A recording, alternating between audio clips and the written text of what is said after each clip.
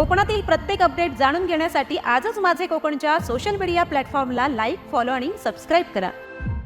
मुंबई गोवा महामार्गावरील निगडे बोरज गावच्या हद्दीतील वेदांत हॉटेलमध्ये ग्राहकांनी ऑर्डर दिलेल्या भाकऱ्या देण्यास उशीर झाल्यामुळे व्यवस्थापनास मारहाण करून हॉटेलची मोडतोड केल्याची घटना शुक्रवारी घडली आहे। या प्रकरणी खेड पोलीस ठाण्यात गुन्हा दाखल करण्यात आला आहे। रत्नागिरी जिल्ह्यातल्या खेड तालुक्यातील मुंबई गोवा महामार्गावर निगडे बोरज ग्रामपंचायत हद्दीत वेदांत हॉटेल आहे। या हॉटेलमध्ये शुक्रवारी दुपारी जेवणासाठी 3 वाहनांतून 8 महिला आणि 7 पुरुष असे एकूण 15 जण आले होते। त्यांनी हॉटेलमधील व्यवस्थापनास जेवणाची ऑर्डर दिली होती। या ऑर्डरमध्ये 10 भाकऱ्यांचा समावेश होता।